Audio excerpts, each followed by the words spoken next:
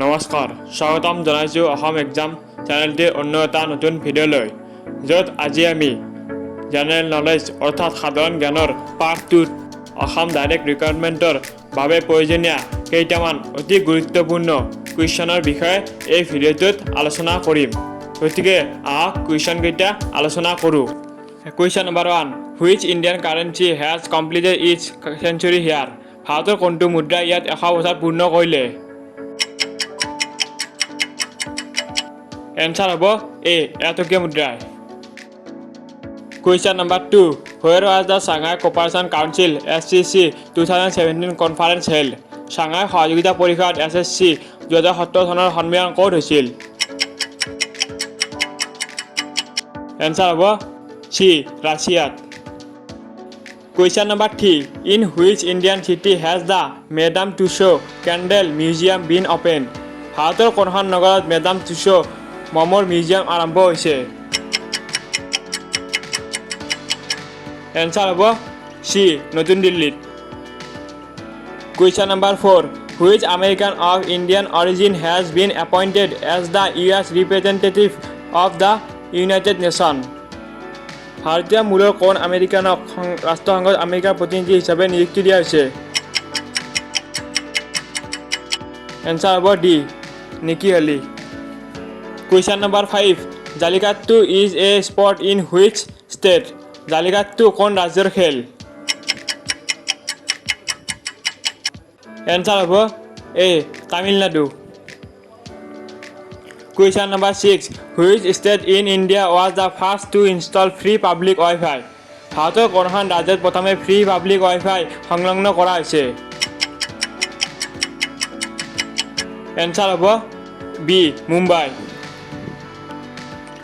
Question number 7 who was name FIFA player of the year in 2016 ফিফাৰ দ্বাৰা 2016 চনত best player হিচাপে কাক বাছনি কৰা হৈছিল এনসাৰ হব C Cristiano Ronaldo question number 8 who has won the Nobel prize for literature in 2021 2021 সাহিত্যৰ নোবেল কোনে পাইছে এনসাৰ হব এ আব্দুল ৰাজাক গুৰ্নাহ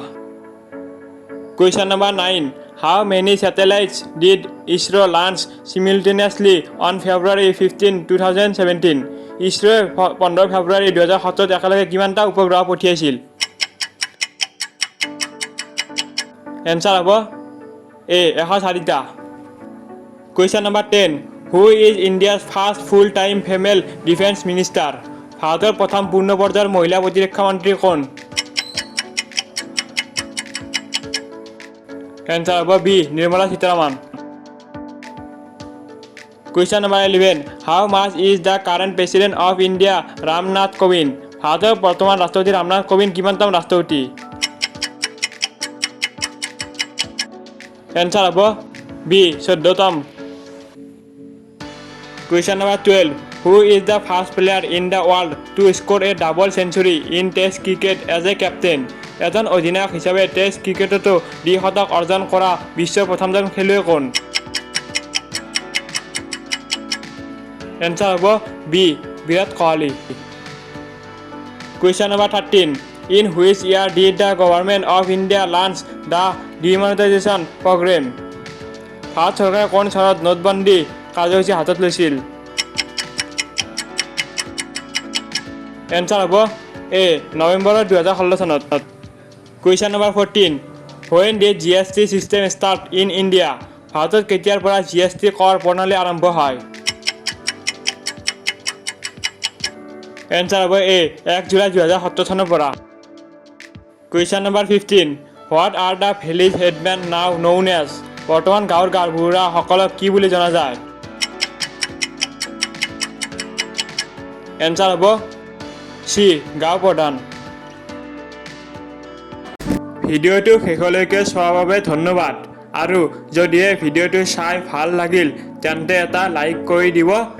আৰু লগতে এনে ধৰণৰ প্ৰশ্নসমূহ পাই থাকিবলৈ চেনেলটো ছাবস্ক্ৰাইব কৰি ল'ব জয় আই অসম।